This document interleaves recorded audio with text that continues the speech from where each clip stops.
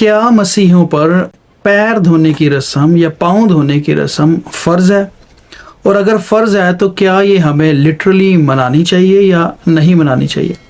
और इसका हकीकी मतलब क्या है, या इसके अंदर कोई रूहानी मतलब है? खुदावंद यीशु मसीह ने जब ये एक्ट किया है तो उससे मुराद क्या है? खुदावंद कह रहे हैं? क्योंकि इसके ऊपर थोड़ा सा इख्तलाफ राय ज़रूर आता है चर्चिज़ में, और हर एक का ट्रेडिशन थोड़ा सा एक दूसरे से मुख्तलिफ दिखाई देता है।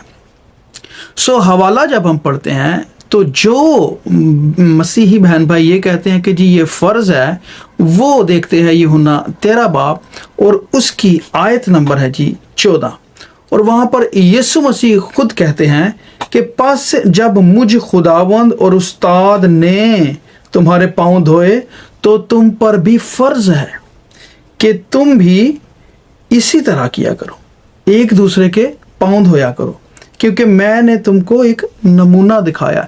सो वो कहते हैं कि खुदावंद उस्ताद होकर ये कह रहे हैं कि तुम पर ये फ़र्ज़ है। सो वो इस सेंस में इसको लिटरली तौर पर मनाते हैं, और हर साल जब भी ईद फसा आती है, होली वीक आता है, तो जिसमें खुदावंद ने यरूशलेम का रुख किया था और सारे वाक़यात हुए कि वो गधी के बच्चे पर आए, शाहाना दाखिला हुआ, और जो है ये पाँव धोने की रस्म हुई, फसा उन्होंने अपने शागिर्दों के साथ मनाई, और फिर जो है पकड़वाए गए और मसलूबियत हुई उनकी।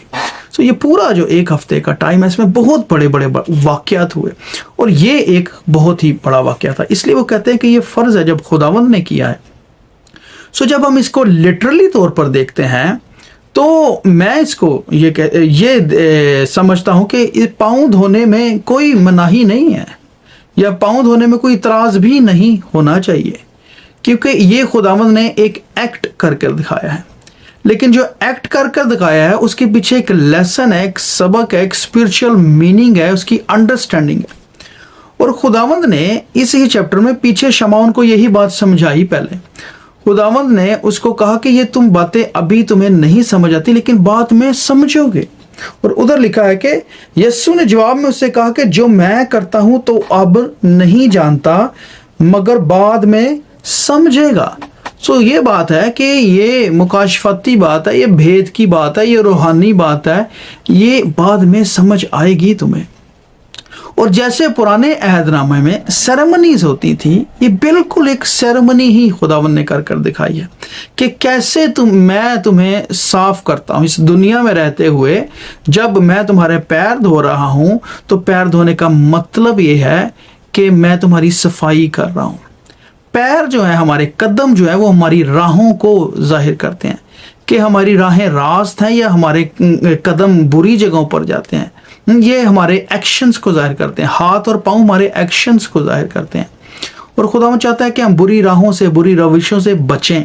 सो खुदावंद पतरस को ये कहते हैं, पतरस तो बड़े खुश, पहले तो कहते हैं पतरस कि मैं खुदावंद मैं तुझे अपने पैर नहीं धोने दूंगा, लेकिन खुदावंद ने ये कहा कि अगर मैं ये नहीं करूंगा तो तू मेरे साथ शामिल ही नहीं है, तू मेरे साथ शरीक ही नहीं है।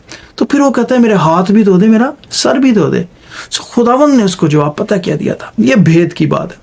खुदावंद ने उसको कहा था कि जो नहा चुका है उसको सिर्फ पैर धोने की जरूरत है, और फिर कहते हैं कि तुम सब के सब पाक हो। तो खुदावंद इस सारे जो काम है पैर धोने में, उसका नमूना दिखाने का मतलब ये है कि इसके अंदर पाकीज़गी की बात है, इसके अंदर शराकत की बात है, मसीह के साथ रिश्ते की बात है। और खुदा ने कहा था कि जब तक तुम इस दुनिया में हो ना, मतलब ये है उसका, तो तुम्हारे पैर जो है, ये दुनिया जो है, ये बियाबान की जगह है। हाँ, यहाँ पर दुख, इंसान जो औरत से पैदा दुख से भरा है, मुसीबतें आती हैं, उसके ऊपर ट्रायल्स आते हैं, उसके ऊपर चैलेंजेस, टेम्पटेशन। सो खुदा कहते हैं ये दुनिया की गर्द तुम्हारे पैरों पे पड़ती ही रहनी है। पैर धोने का मतलब है सफाई करना है। हाँ, और ये एक्चुअली स्पिरिचुअल मायनों में है कि जैसे मैंने किया तुम भी एक दूसरे के साथ किया करो। जैसे हम आए हमारे बाप बोलते हैं ना कि आए हमारे बाप तुझे आसमान पर, जैसे जैसे तूने हमारे कसूर माफ़ किए, वैसे ही हम भी एक दूसरे के कसूर माफ़ करें। सो ये कसूर माफ़ करने की बात है, ये दूसरे बहन भाइयों को पाक शराकत में लाने की बात है। आमीन। सो ये एक्चुअली सेरेमनी है, लेकिन इसके पीछे प्रॉपर मीनिंग है कि हमने इसको पाकीज़गी के मायनों में लेना है। और खुदावंद एक्चुअली यही बात कह रहे हैं। अब आ जाती है कि तो फिर ये फ़र्ज़ है कि नहीं है।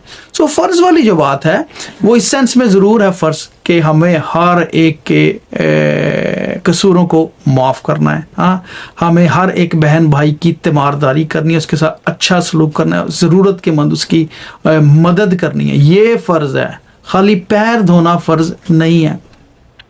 पैर धोने से ज़्यादा ज़रूरी है कि हम उसकी रूहानी हालत में उसके मददगार हैं कि नहीं है। हाँ, हम किसी बहन भाई की रूह को बचाते हैं कि नहीं बचाते, हम कलाम से उनको धोते हैं कि नहीं धोते। That is more meaningful.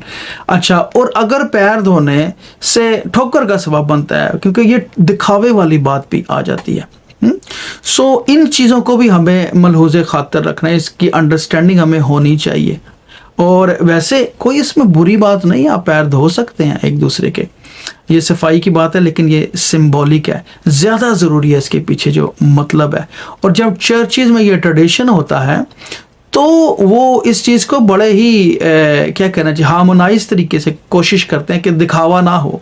लेकिन जब हम प्राइवेट प्रैक्टिसेस में जाते हैं, घरों में और दूसरी जगहों पे, आम जगहों पे, तो वो तकद्दस शायद बरकरार नहीं रहता, उसमें दिखावा ज़्यादा आ जाता है। और जैसे आजकल वक्त है, टाइम है फेसबुक और मीडिया का, सोशल मीडिया का, तो वो चीज़ें ऐसे हाईलाइट होती हैं कि आपकी पर्सनैलिटी से ऐसी झलक आती है कि ये तो दिखावा हो रहा है। और दिखावा खुदा उनको कतई तौर पर नहीं पसंद। अगर आप दिखावे के तौर पर कर रहे हैं तो फिर तो कलाम में लिखा है कि तूने अपना अजर पा लिया है, खुदा उनसे तुझे कुछ नहीं मिलना।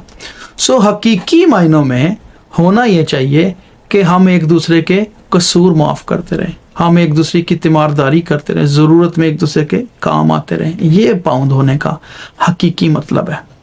आमीन।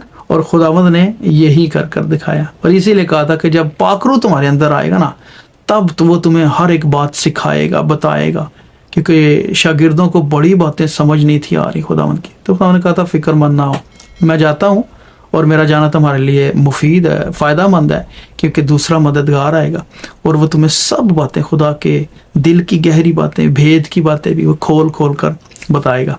आमीन। और हम मुबारक लोग हैं कि हम खुदावंद के रूह से पैदा हुए हैं, और उसका रूह हमें सिखाता है कि हमें दिखावा नहीं, सेरेमनी ठीक है, हो सकती है, हाँ, लेकिन सेरेमनी से ज़्यादा ये है कि उसका जो इम्पैक्ट है वो रूहें बचनी चाहिए, इन्फ्लुएंस होने चाहिए लोग। आपके कलाम से, आपकी ज़िंदगी से, हमारे तौर तरीके से हम किसी बहन भाई को खुदावंद के करीब लेकर आ सकें, सुलह करा सकें बाप के साथ मसीह में। आमीन। God bless you.